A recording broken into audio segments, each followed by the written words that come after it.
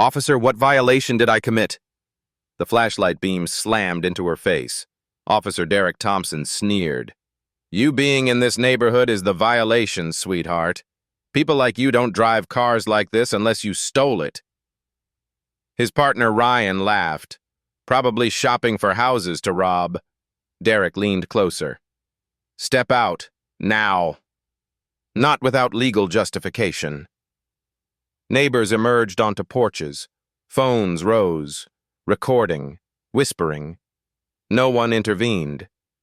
Derek's hand shot through the window, his fingers wrapped around her throat. But he didn't know. In 1 hour, he'd be the one begging. In 1 hour, his badge would be stripped away, and it would all be his own fault. What happened next would destroy a man who thought his badge made him untouchable. 12 hours earlier, Dr. Naomi Ellison stood at her bathroom mirror, fastening pearl earrings. Steam from the shower still clung to the glass. The scent of coffee drifted up from the kitchen below. Her husband James appeared in the doorway, already dressed in his charcoal suit. District Attorney, 15 years on the job. He held 2 mugs, offering her one. Big day? She asked, taking the coffee. The ceramic was warm against her palms. Corruption case. 3 officers taking bribes from drug dealers. James sipped his coffee. Should have worn body cams. Idiots filmed themselves. Naomi smiled. You always bring work to breakfast. Says the surgeon who practices sutures on fruit. He kissed her forehead. I'll be late tonight. This case is bigger than we thought. She watched him leave, his footsteps echoing down the hardwood stairs. They'd built this life together. Howard University sweethearts. 2 kids from nothing who refused to accept less than everything. The drive to Metropolitan Children's Hospital took 30 minutes. Naomi's Mercedes glided through tree-lined streets. Her favorite jazz played low. She'd bought this car herself. Every payment was hers. Every mile was earned. At the hospital, the pediatric wing buzzed with controlled chaos. Nurses called out vitals. Machines beeped rhythmic warnings. The antiseptic smell was so familiar it felt like home. Dr. Ellison! A young resident rushed over, tablet in hand. The Sanders case. 8-year-old with bowel obstruction. Naomi scrubbed in, the water scalding hot against her brown skin. Through the observation window, parents waited, hoping, praying. She carried their hope into every surgery. 4 hours later, she emerged. The surgery was successful. The parents cried. Naomi's shoulders finally relaxed. In her office, she collapsed into her chair. The leather was cool. Outside her window, the city stretched endlessly. She'd climbed so far. Ivy League education, chief of pediatric surgery at 42, awards lining her walls. But it was never enough for some people. Last week, a patient's grandmother had asked when the real doctor would arrive. The white intern behind Naomi got apologized to instead. Her colleague, Dr. Stevens, knocked and entered. White, male, 5 years her junior. Naomi, brilliant work today. Thanks, David. Are you presenting at the conference next week? Healthcare disparities? She nodded. The invitation had come after 3 years of asking. They wanted her voice now. Diversity panels were trendy. Evening came. Naomi changed from scrubs into comfortable clothes. Her shift had stretched to 14 hours. An emergency consult. A frightened teenager with appendicitis. She couldn't leave until the girl was stable. The parking garage was nearly empty. Fluorescent lights hummed overhead. Her heels clicked against concrete. The Mercedes chirped as she unlocked it. She slid into the driver's seat. Leather embraced her tired body. The engine purred to life. Jazz filled the cabin again. Miles Davis. Smooth, soothing. Her phone buzzed. James. Hey, honey. His voice sounded strained. I'll be even later than I thought. This case, there's a whole network. Dirty cops protecting each other. Be careful. Always am. He paused. Love you. Love you too. She drove through the suburbs. Streetlights cast orange pools on empty sidewalks. Her neighborhood was quiet, safe, expensive. They'd earned this zip code. 3 blocks from home, she noticed the patrol car. It rolled slowly behind her. Naomi checked her speedometer. 32 in a 35 zone. Her hands moved to 10 and 2 on the wheel. The cruiser followed for 1 block. 2 blocks. 3 blocks. Then the lights exploded behind her. Red and blue strobed across her rear-view mirror. Naomi's stomach tightened. She signaled. Pulled over carefully. Hands visible. Engine off. Windows down. Every movement is deliberate. She'd done this before. Every black person had. The talk. The rules. Comply. Don't move suddenly. Don't reach. Don't give them a reason. She activated her phone's voice recording. Discreetly. Hidden in the cup holder. Footsteps approached. Heavy boots on asphalt. The flashlight came first. Blinding. Aggressive. Then his voice. License and registration. Naomi kept her voice steady. Professional. Calm. Officer, what violation did I commit? And that's when everything changed. Officer Derek Thompson's face filled her window. White. Mid-30s. Jaw tight with irritation. His nameplate glinted under the streetlight. I asked for your license. Naomi reached slowly toward her purse. May I ask what traffic violation? Just hand it over. Her fingers moved deliberately. No sudden movements. She'd learned this lesson watching her father get pulled over when she was 8. Hands visible. Voice calm. Survive. She passed him her license and registration. Derek studied them under his flashlight. His eyes moved from the photo to her face. Back to the photo. He smirked. Dr. Naomi Ellison. He dragged out each syllable mockingly. What kind of doctor? I'm a pediatric surgeon at Metropolitan Children's. He laughed. Short, sharp, cruel. Right, and I'm an astronaut. He turned the license over. Is this even real? Yes, officer. It's real. Uh-huh. Derek walked slowly around her Mercedes. His flashlight traced the curves, the chrome wheels, the pristine paint. Nice car for a doctor. His pause before doctor said everything. A second patrol car pulled up. Another officer emerged. Younger, blonde hair buzzed military short. His nameplate read Mitchell. What did we got, Derek? Suspicious vehicle. The driver claims she's a doctor. Derek's tone made it sound absurd, like she'd claimed to be royalty. Ryan Mitchell peered into the window, looked at Naomi, looked at the car, grinned. Sure she is. Which clinic does reception work at? Metropolitan Children's Hospital. Naomi kept her voice level. I'm the chief of pediatric surgery. Both officers burst into laughter. Chief of surgery! Ryan slapped the roof of her car. Derek, we got ourselves a CEO over here. Probably stole the car from the hospital parking lot. Derek leaned in closer. His breath smelled like coffee and cigarettes. Whose car is this, really? Mine. It's registered in my name. Right. Derek's voice dripped sarcasm. And you just happened to be driving through this neighborhood at night? I live 2 miles from here. I was coming home from work. From your job, as chief of surgery. Derek exchanged a look with Ryan. Are you shopping for houses to rob? Ryan laughed again. They always scope out the nice neighborhoods first. Naomi's jaw clenched. Stay calm. Don't react. Don't give them ammunition. Officers, if there's no violation, I'd like to continue home. We'll tell you when you can leave.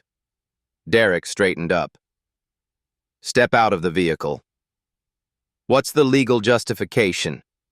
Derek's face flushed red. The justification is, I said so.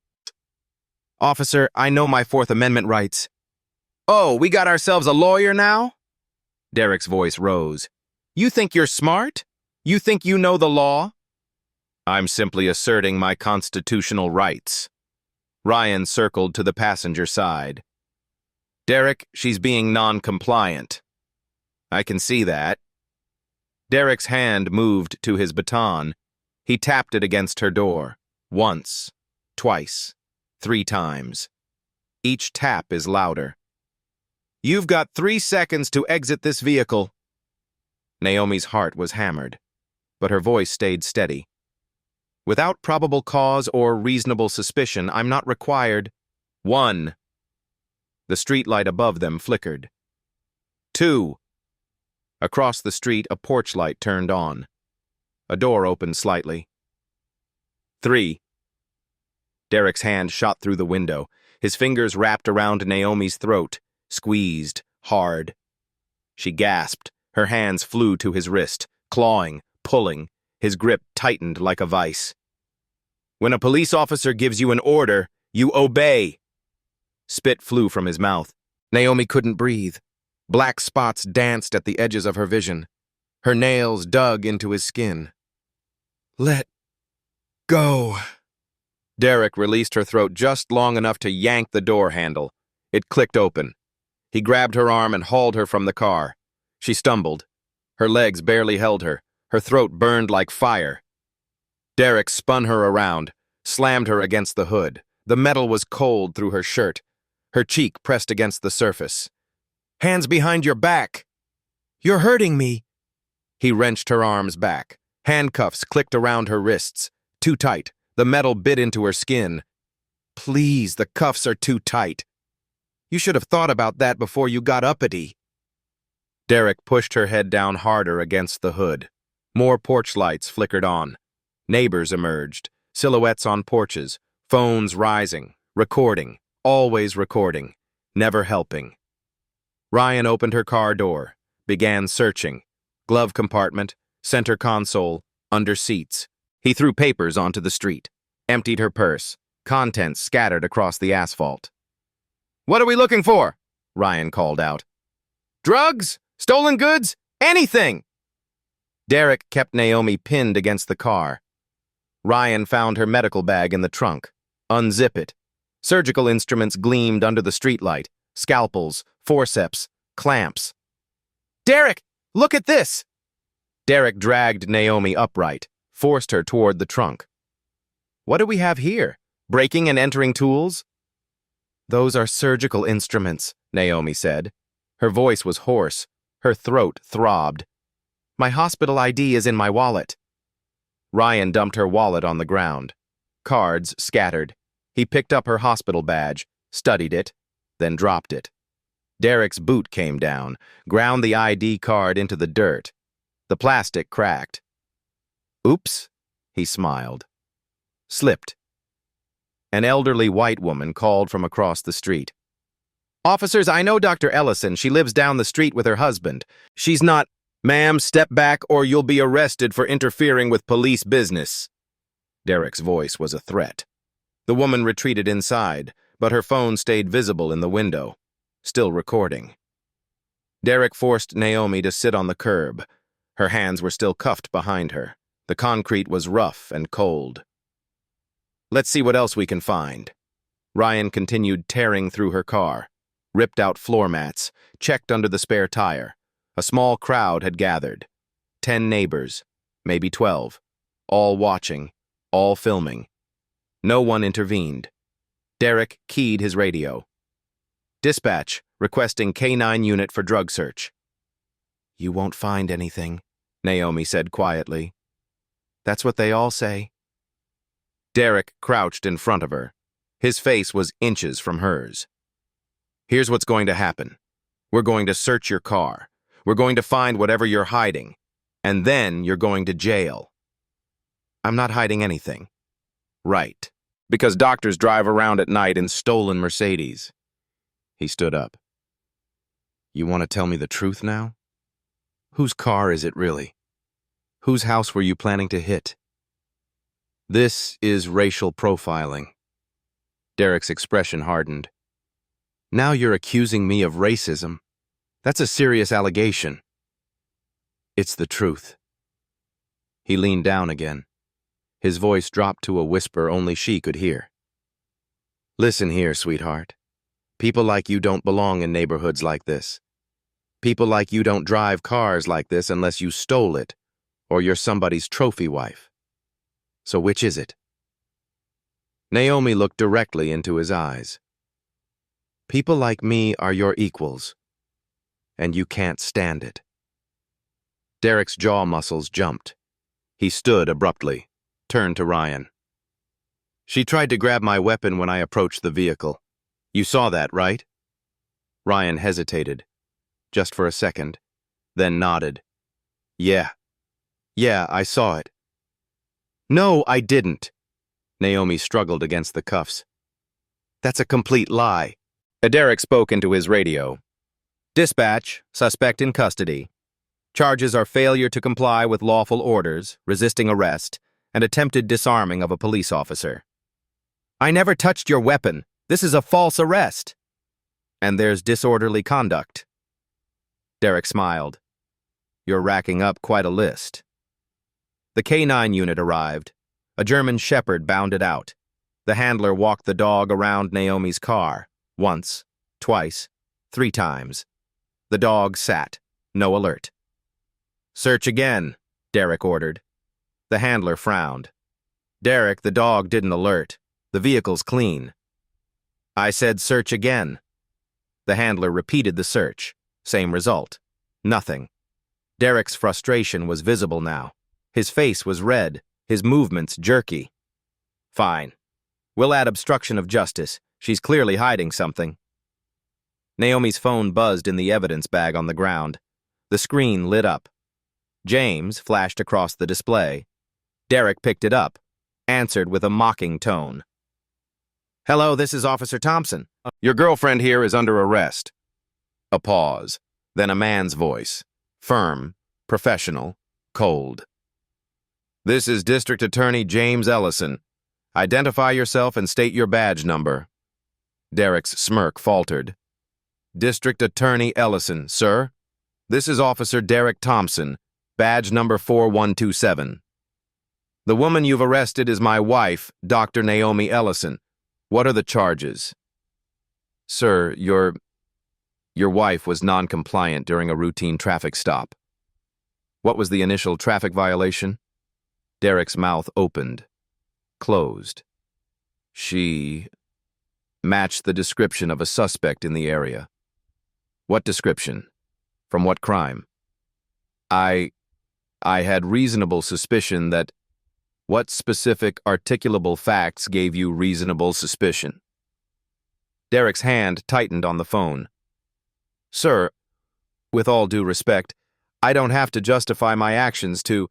Badge number 4127. I'll remember that. Put my wife on the phone. She's in custody. She'll get her phone call at the station. Derek hung up. Ryan stood frozen by the car. Derek, was that really the DA? Probably not. Anyone can claim that. But Derek's voice lacked conviction. He stared at Naomi. She stared back. Her expression was calm, almost pitying. You have no idea what you've just done, she said softly. Derek turned away, but his hands were shaking. Derek paced beside the patrol car. His boots scraped against asphalt. Ryan watched him nervously. Derek, maybe we should... Should what? Derek snapped. Let her go after she resisted arrest? She didn't really resist. She just asked questions. Questioning an officer is resisting. Derek's voice was tight. We did everything by the book. But his body cam sat dark on his chest. The little red light that should be blinking was dead. Convenient malfunction. 3rd one this month. Naomi remained on the curb. Her wrists bled where the cuffs cut into skin. She didn't cry, didn't beg, just sat there with her back straight, dignified even in handcuffs. That made Derek angrier. A young black man approached from down the street, 20-something, hoodie and jeans. He stopped at the police tape. "Dr. Ellison, is that you?" Naomi looked up. Recognition flashed in her eyes. "Marcus? Oh my God, what are they?" Derek stepped forward. "Sir, back away from the scene. That's my doctor. She saved my little sister's life." Marcus pulled out his phone, started recording. "Why is she in handcuffs? Final warning. Back away, or you're next." Marcus held his ground. "This is public property. I have a right to record. You're interfering with an investigation. I'm standing on the sidewalk." Ryan moved toward Marcus, hand on his weapon. "You need to leave, now." Marcus backed up, but kept filming. "Everyone needs to see this. They got Dr. Ellison on the curb like a criminal." More neighbors emerged. A Hispanic couple, an elderly black man with a cane, a white woman with 2 kids who quickly ushered them back inside. Derek's radio crackled. "Unit 40127, what's your status?" He grabbed the radio. "Situation under control. Suspect in custody. Waiting for transport." "Copy that." Naomi's voice cut through the tension. "Officer Thompson, I need medical attention." Derek turned. "You're fine." "I can't feel my hands. The cuffs are cutting off circulation." "Should have complied from the start." "I have the right to medical care while in custody." Ryan shifted uncomfortably. "Derek, maybe we should loosen them a little." "She's fine." Derek dismissed the suggestion with a wave. An older white couple approached. The man wore a cardigan, retirement age. His wife clutched his arm. "Officers?" The man's voice was gentle. "We live next door to the Ellisons. That's Dr. Naomi Ellison. She's a surgeon. Her husband is the district attorney." Derek's stomach dropped, but he recovered quickly. "Sir, I don't care if she's the Queen of England. She violated the law." "What law did she violate?" "That's police business." "We've been neighbors for 10 years, the wife added. "She's never caused any trouble. This seems—" "Ma'am, please step back." Derek's voice was ice. The couple retreated, but the wife whispered loud enough to hear. "Jim, get the number for James's office." Derek's jaw clenched. He pulled Ryan aside, spoke low, urgent. "We need to get our story straight." "What story? What happened?" "Happened." "No." Derek gripped Ryan's shoulder. "What happened is she tried to grab my weapon. That's felony assault on an officer. 3 to 5 years. Ryan's eyes widened. "Derek, she never—" "You saw it. You were standing right there when she lunged for my holster." I don't know if—" "Listen to me." Derek's voice was steel. "She gets a lawyer. This becomes a whole thing. He said her husband's the DA? So what? We're protected. Union. Qualified immunity. They can't touch us." "But the recordings—" "Civilians always edit footage. Can't trust it. Our testimony is what matters." Derek's grip tightened. "I need you with me on this. Brothers in blue, right?" Ryan swallowed hard, nodded slowly. "Right." Naomi watched them from the curb. She couldn't hear the words, but she read the body language. The conspiring. The lies being born. Derek keyed his radio again. "Dispatch, add another charge. The suspect threatened officers with violence, hostile and combative." "Copy. Additional charge logged." Naomi's eyes widened. "That's a lie. I've been sitting here quietly." "That's not what my report will say." Derek smiled. Cold. Cruel. "Your word against 2 sworn officers. Who do you think they'll believe?" A white teenager skateboarded past, stopped, pulled out his phone. "Yo, is that Dr. E? She fixed my brother's heart." "Kid, keep moving," Ryan warned. "Nah, man, this is messed up." The teen started filming. Dr. E saved my family. Now she's sitting on the curb bleeding? Hell no. Last warning.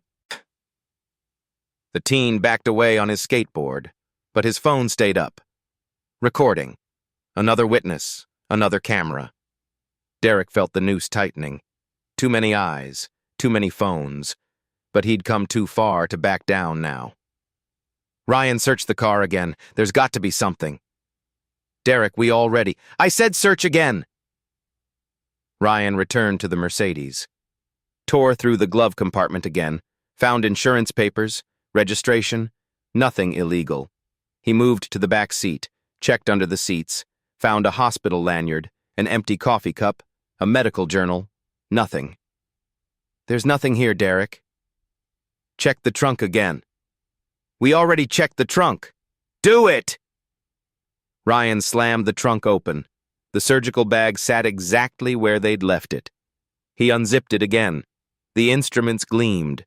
Sterile, professional, legal. A red folder caught his eye. He pulled it out, flipped it open. His face went white. Derek. What? You need to see this. Derek walked over. Ryan showed him the folder.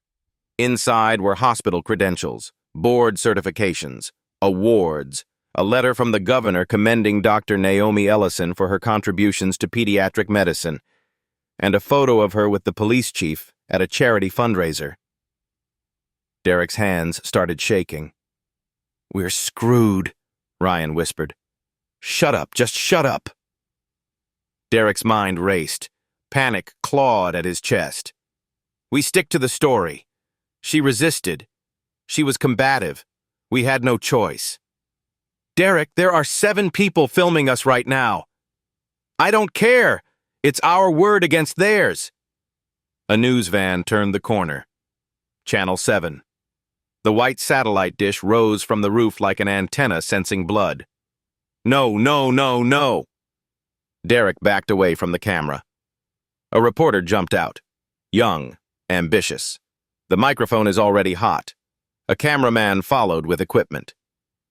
Officer, Melissa Torres, Channel 7 News. Can you comment on the arrest? No comment. This is an active scene. Is it true the woman in custody is Dr. Naomi Ellison? Derek's face went pale. I said no comment. Witnesses say she was assaulted during a traffic stop. Can you confirm? This interview is over. Derek moved to block the camera's view of Naomi. But Melissa was quick. She angled around him. The camera caught everything. Naomi on the curb, blood on her wrists. The bruises are already forming on her throat like purple fingerprints. Dr. Ellison, can you tell us what happened? Naomi looked directly into the camera. Her voice was clear, steady. I was pulled over without cause. I asked for the legal justification. Officer Thompson responded by choking me through my car window and fabricating charges. Turn that camera off! Derek lunged forward. Ryan intercepted him. Derek, don't! You'll make it worse! The cameraman kept rolling. Melissa kept talking. Dr. Ellison is chief of pediatric surgery at Metropolitan Children's Hospital. Her husband, James Ellison, is the district attorney currently prosecuting a major police corruption case involving multiple officers. Derek felt the ground disappear beneath his feet. Police corruption case. The one his union buddies had warned him about. The one taking down dirty cops across 3 precincts. The one everyone said would change everything. He'd just assaulted the prosecutor's wife. On camera, with witnesses, while his body cam was mysteriously off. His career wasn't just over. His life was over. More cars arrived, unmarked, government plates. Derek recognized the black SUV immediately. Internal Affairs. Captain Linda Martinez emerged. Hispanic, early 50s, steel in her spine. Behind her, a man in an expensive suit, tall, black, silver at his temples. His face was carved from fury barely contained. District Attorney James Ellison. Derek's bladder nearly released. James walked past Derek like he didn't exist. Knelt beside Naomi. His hands were gentle as he examined her face, her throat, her bleeding wrists. "Baby." His voice cracked just slightly. "I'm okay." But tears finally came. Not for Derek. For James, she let them fall. James carefully removed her handcuffs. The marks they left were deep, raw. He kissed each wrist gently, then helped her stand. Only then did he turn to Derek. The look in his eyes could freeze hell itself. James stood, 6 feet 2 inches of controlled rage. He didn't raise his voice. Didn't need to. "Explain to me why my wife is bleeding." Derek's mouth opened. No words came out. "Explain why a woman with no criminal record, no warrants, no traffic violations is handcuffed on a curb." "Sir, she was non-compliant during a routine." "What was the traffic violation?" James's voice was surgical. Each word is cut clean. She matched a description." "What description? From what crime?" Derek's brain scrambled, searching for any answer that made sense. "Suspicious vehicle in the area." "Suspicious how?" James stepped closer. "A Mercedes in this neighborhood seemed suspicious? Or was it the driver?" "That's not what I meant." "Then say it clearly. What made my wife suspicious?" Derek's face flushed. His mouth worked silently. Captain Martinez stepped forward, held up Naomi's phone. This device recorded the entire encounter, audio and video. The color drained from Derek's face. Officer Thompson also reported his body cam malfunctioned. Martinez's smile was razor thin. "Interesting timing. That's evidence tampering. Federal offense." Martinez turned to the crowd. "Anyone who recorded this, please email footage to this address." She held up a card. Phones immediately moved. 7 different angles. 7 witnesses, all telling the same story. Derek watched his defense crumble in real time. "Derek Thompson, Ryan Mitchell." Martinez pulled out handcuffs. "You're both under immediate administrative suspension." "Captain, please." Derek's voice cracked. "Badges and weapons, now." Derek's hands shook as he unclipped his badge. 12 years of service. Gone. He'd sworn an oath on this badge. He'd just used it to terrorize an innocent woman. Ryan surrendered his badge next. Silent. Defeated. A paramedic examined Naomi's throat. The EMT gasped. "Ma'am, these are serious. Manual strangulation marks." She photographed the injuries. Flash after flash. Evidence. "Sir," she told James, "this is felony assault." Derek felt his knees weaken. Felony assault. 3 to 5 years minimum. James made a phone call. His voice was ice. "Chief? James Ellison. 2 of your officers just committed felony assault on my wife." Derek could hear yelling through the phone. "No, not a misunderstanding. Strangulation, false arrest, evidence tampering, all on video." James listened. Then his voice dropped lower. "I want them arrested tonight. Full charges." More yelling. "I don't care about the union. I don't care about qualified immunity." James's jaw tightened. "Then I'll call the FBI. Make this federal.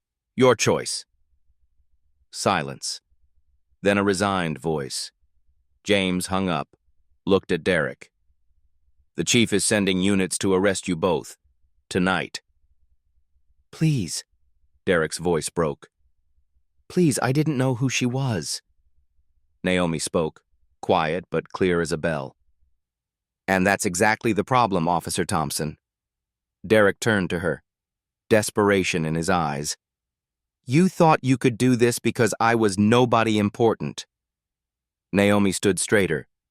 "Because I was just another black woman who needed to be put in her place.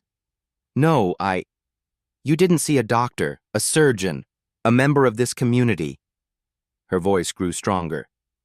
"You saw my skin and decided I was a criminal." Derek opened his mouth. Nothing came. How many others weren't so lucky? How many others did you brutalize who had no voice, no camera, no DA husband? Derek's legs gave out. He sat on the curb. The same curb where he'd forced Naomi to sit. 2 patrol cars arrived.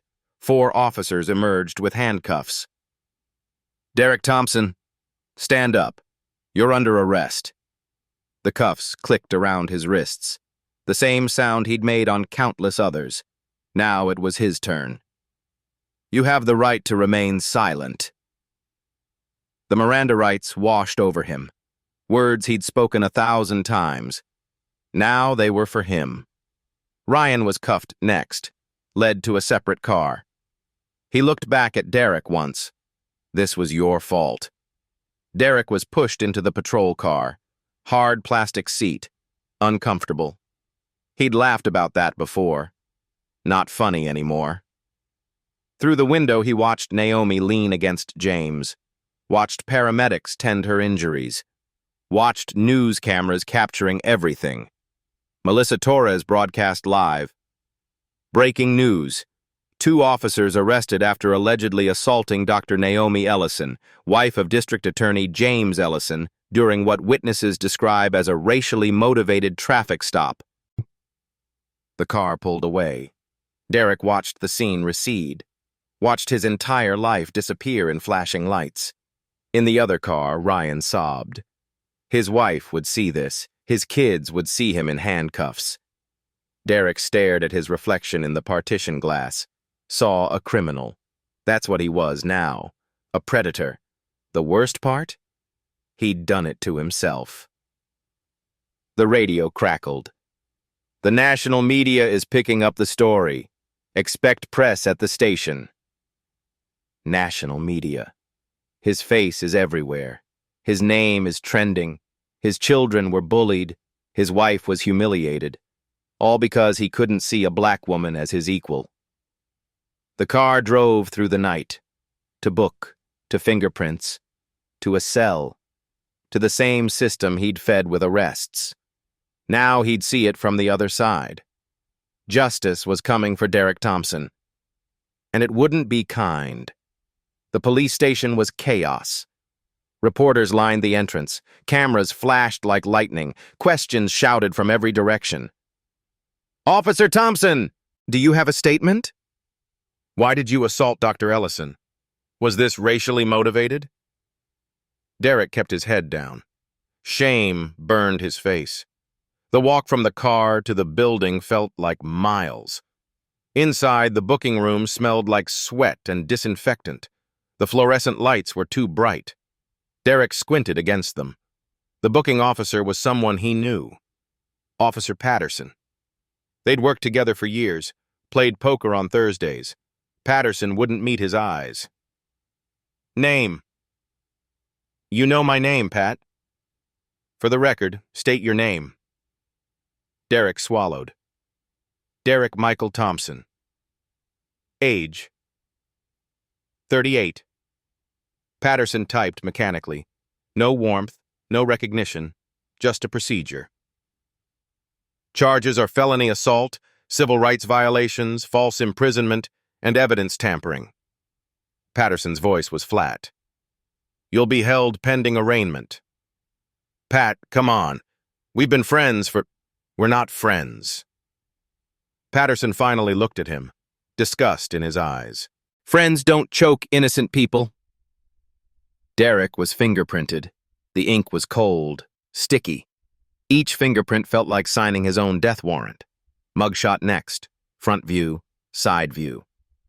The camera flash left spots in his vision. His wallet, keys, and belt were confiscated, placed in a plastic bag. Everything he did was reduced to items in evidence. A guard led him to a holding cell. The door clanged shut. Metal on metal. Final. Absolute. Derek sat on the concrete bench. The cell was small, 6 by 8 feet, walls covered in scratches, messages from previous occupants. The system's rigged. Cops are pigs. No justice. Now he was on this side of the bars. In another cell, Ryan sat with his head in his hands, still crying. His phone had rung 17 times before they confiscated it.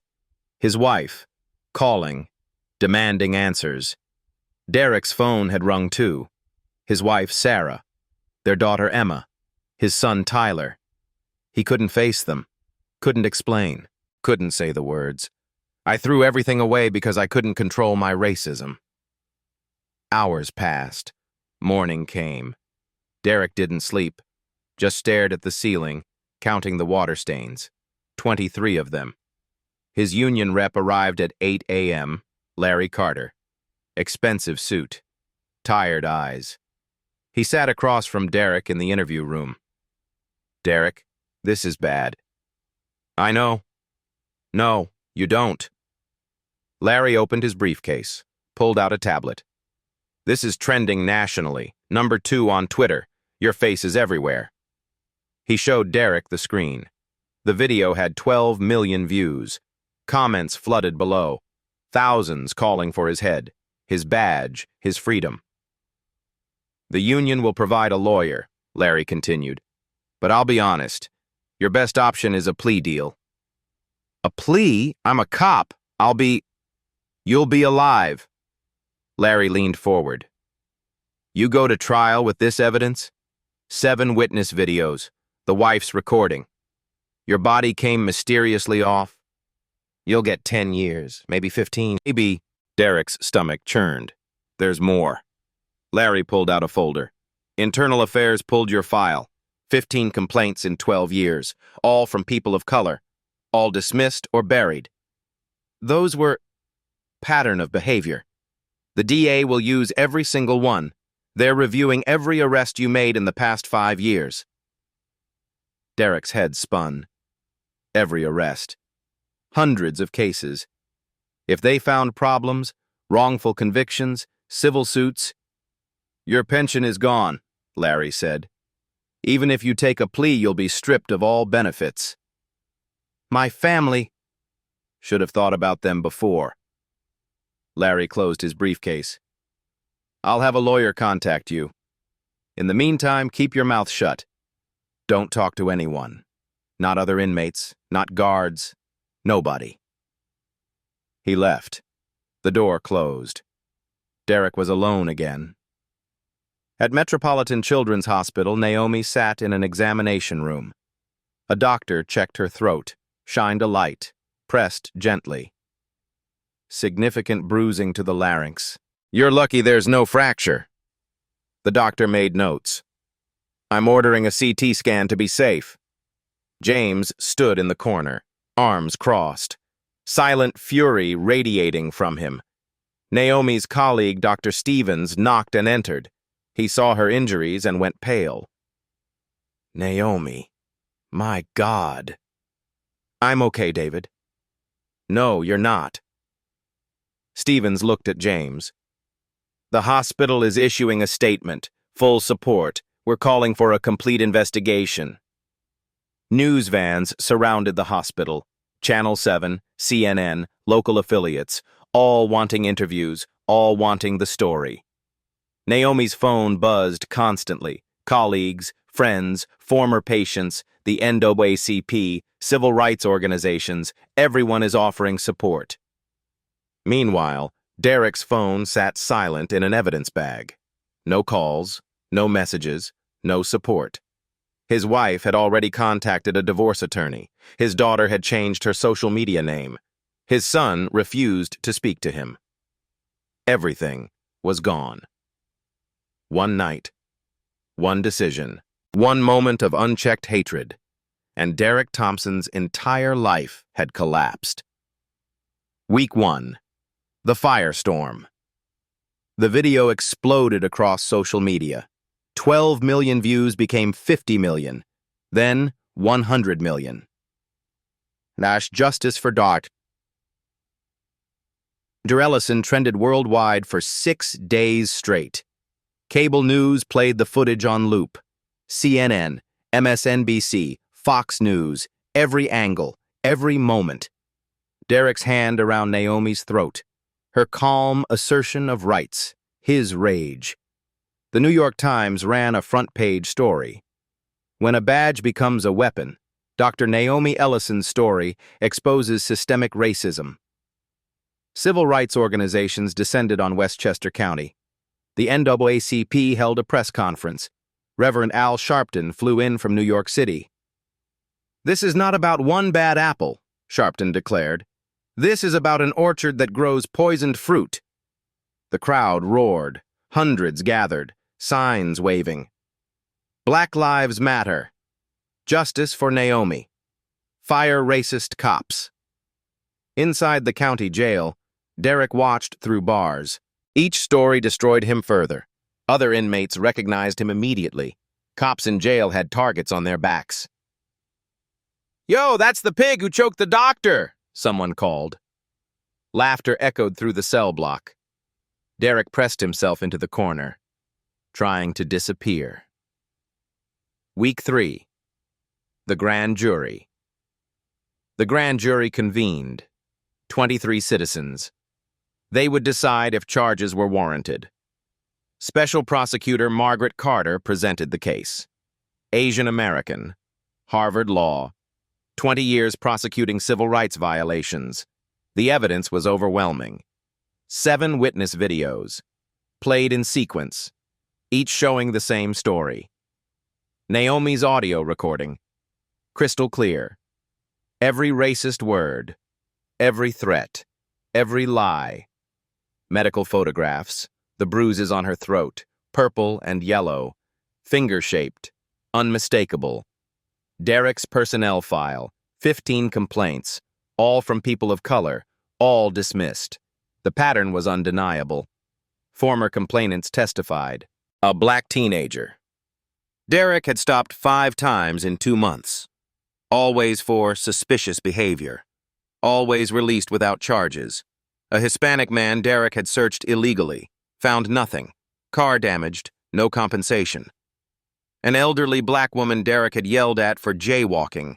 She'd been crossing legally, with the light, story after story. All the same theme. Derek Thompson targeted people of color. Naomi testified last, poised, professional. She described the fear, the pain, the humiliation. "I'm a surgeon. I save children's lives. But to Officer Thompson, I was just another black person who needed to be controlled." Her voice cracked once, when she described his hand around her throat. "I couldn't breathe. I thought I might die, and all I could think was, my husband won't know what happened." Several jurors wiped their eyes.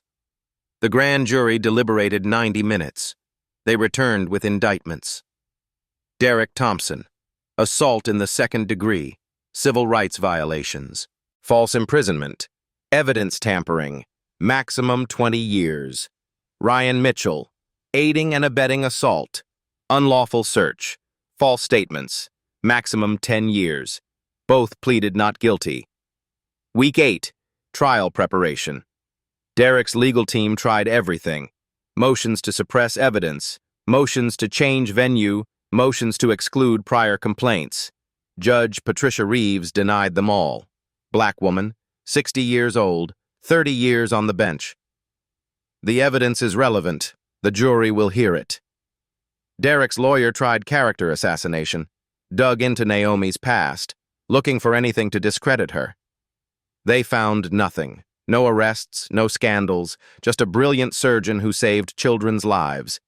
The defense leaked stories anyway. Anonymous sources claiming Naomi was difficult, demanding, arrogant. The strategy backfired. Colleagues flooded social media defending her. Former patients' families created videos. "Dr. Ellison saved my daughter. She gave us hope." Meanwhile, Derek's past continued unraveling. A former girlfriend came forward, described racist comments, jokes about black people. His high school yearbook surfaced online. Derek, at 16, Confederate flag on his bedroom wall. Every revelation made his defense weaker. Week 11. The trial. Opening statements began on a Monday. The courthouse was packed. Media, activists, citizens. Every seat filled. Prosecutor Carter stood before the jury. 7 white, 3 black, 2 Hispanics. She made eye contact with each one. This case is about power. Officer Derek Thompson had a badge, a gun, authority, and he used that power to terrorize an innocent woman because of her skin color. She walked slowly. Let the words sink in. The defense will say this was a misunderstanding, that Officer Thompson feared for his safety. But ask yourselves, what threat did Dr. Naomi Ellison pose? Sitting in her car, hands visible, voice calm, asserting her rights. Chen paused. The only threat Dr. Ellison posed was to Officer Thompson's belief that he could treat black people however he wanted without consequence. Derek's lawyer countered, painted Derek as dedicated, 12 years of service, community volunteer, Little League coach. Officer Thompson made a mistake, but it wasn't racially motivated. It was a high-stress situation that escalated. The jury looked skeptical. Witness testimony began. Neighbors described what they saw, the choking, the violence, the casual cruelty. The EMT testified about Naomi's injuries. This was textbook manual strangulation. He meant to hurt her. Former complainants took the stand, one after another, each describing similar encounters. Racial slurs, assumptions, abuse of power. The pattern was unmistakable. Naomi testified on day 7. Navy suit, pearl earrings, professional, composed. She described the entire encounter. Her voice never wavered. Her facts never changed. The defense attorney cross-examined aggressively, tried to rattle her, tried to find inconsistencies. There were none. Dr. Ellison, isn't it true you refused a lawful order? It wasn't lawful. Officer Thompson had no probable cause. How do you know? Are you a lawyer? No, but I know the Constitution. Every American should. The jury nodded. Derek took the stand against his lawyer's advice, defensive, angry, unable to hide his contempt. Dr. Ellison was non-compliant, he insisted. She asked for legal justification, Carter countered. That's not non-compliance. That's exercising her rights. She should have just obeyed. Because she was black? That's not what I said. But it's what you meant. Derek's face reddened, his jaw clenched. The jury saw the rage. The hatred was barely contained. Chen pressed further. Officer Thompson, how many white people have you choked during traffic stops? Silence. How many white people have you thrown against their cars? More silence. Derek's lawyer objected. Judge Reeves overruled. Answer the question. I don't recall. You don't recall? Or the answer is 0. Derek looked at the floor. I treat everyone the same. The evidence says otherwise. Closing arguments followed. Carter dismantled every defense claim, showed the pattern, showed hatred. Derek Thompson thought his badge made him untouchable. Today you prove him wrong. The jury deliberated for 4 hours. They returned with a verdict. Guilty. On all counts. Derek collapsed in his chair. His lawyer grabbed his arm, held him upright. Ryan Mitchell's trial lasted 3 days. Same result. Guilty. 2 weeks later. Sentencing. Judge Reeves sat elevated. Her expression was stone. Derek Thompson, stand. Derek rose. His legs shook. His orange jumpsuit hung loose. He'd lost 20 pounds. You were given a badge and the public's trust. You betrayed both. Judge Reeves's voice was cold. Your actions weren't a mistake. They were a choice rooted in racism and abuse of power. She paused. Let the words hang. I sentence you to 5 years in state prison. Federal civil rights violation. 3 years concurrent. Lifetime ban from law enforcement. $250,000 fine. Mandatory counseling upon release. Derek's mother sobbed in the gallery. His ex-wife sat stone-faced. His children weren't there. Ryan Mitchell, stand. Ryan rose, face pale, hands trembling. You enabled this abuse. You stood by while an innocent woman was terrorized. You corroborated lies. Judge Reeves leaned forward. 2 years in prison. 5 years probation. Community service. Lifetime ban from law enforcement. Ryan nodded mutely. Both of you reinforced the very real fear people of color feel during police encounters. You betrayed your oath, and you'll live with that forever. The gavel came down. Final. Absolute. Derek was led away in chains. He looked back once. Saw Naomi sitting beside James. Saw her strength, her dignity, everything he'd tried to break, and failed. 6 months later, the police department had a new sign. Community accountability matters. Deputy Chief Linda Martinez had ordered it installed on her first day. Every officer now wore body cams. Activation was mandatory. Failure meant immediate suspension. No exceptions. A civilian review board met weekly. Real power, real oversight. Citizens filed complaints directly. Every case is investigated. Every pattern is tracked. 23 of Derek's past arrests were overturned. People walked free. Some had served years for crimes they didn't commit. Records cleared, lives restored. Derek Thompson sat in his cell at Sing Sing. His cellmate was a man Derek had arrested 4 years ago. The irony wasn't lost on either of them. Funny how the world turns, the cellmate said. Derek said nothing. Cops in prison didn't last long if they talked. His ex-wife had remarried. His daughter Emma changed her last name, refused all contact. His son Tyler visited once. 10 minutes, mostly silence. Tyler left in tears.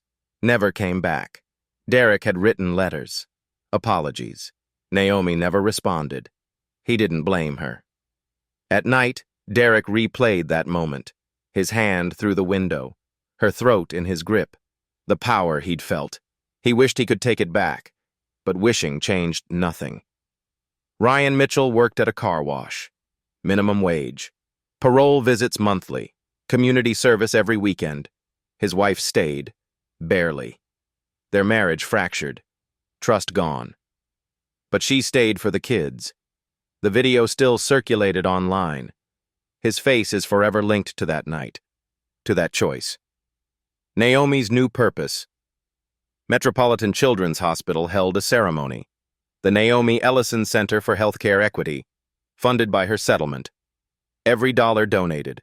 The center provided free legal representation, police misconduct cases, civil rights violations, abuse of power. Naomi stood at the podium. The room was packed. Colleagues, patients, community leaders. James in the front row. I was lucky, Naomi began. I had education, wealth, a husband with power. Most people don't. She paused. Let the truth settle.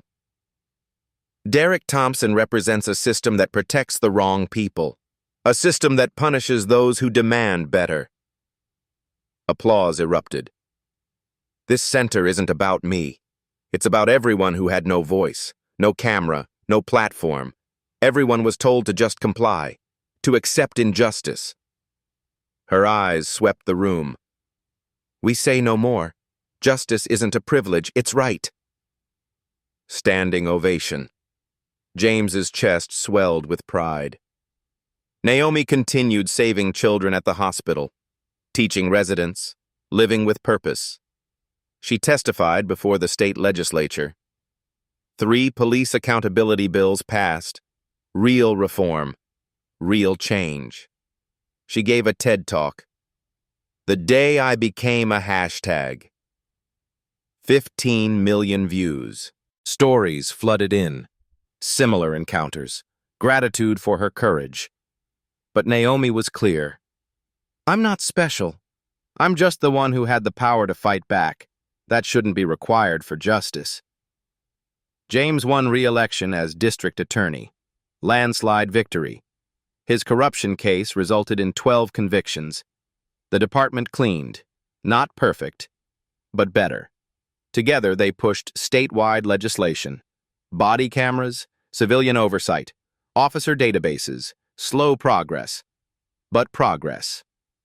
The documentary 1 year later, a documentary crew interviewed Naomi.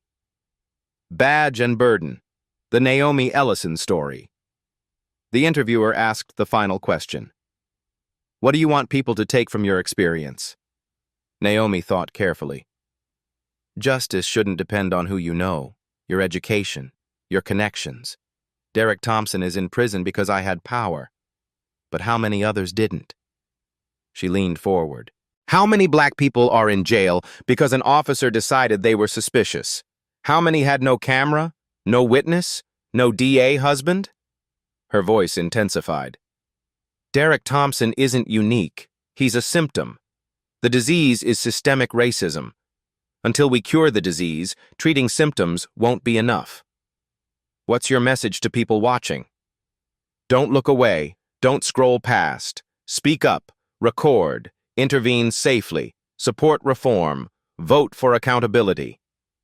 Naomi locked eyes with the camera.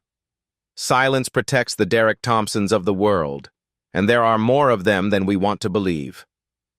Call to action. If this story moved you, share it. Tag someone who needs to see it. Hit subscribe to Black Voices Uncut for more stories where justice prevails. Follow for updates on police reform. Resources on your rights. Stories that matter. Ask yourself, what will you do next time you witness injustice? Will you record? Speak up? Intervene? Or look away? The final question. Here's what should keep us awake at night. If Naomi wasn't married to the district attorney, if she was just another black woman driving home from work, would Derek Thompson be in prison today? Or would he still be out there, badge on chest, gun on hip, looking for his next victim? Drop your answer in the comments. Let's have the conversation this country needs. Justice delayed is justice denied. But justice achieved? That's a story worth sharing. Share this video. Let the Derek Thompsons know. We're watching. We're recording. We won't stay silent. See you in the next one. The story you heard today wasn't cleaned up. It was told exactly as it happened. At Black Voices Uncut, we believe that's the only way truth can live. If you felt something, hit like, comment, and your reaction, and subscribe. Every week, we bring you voices that refuse to be silenced.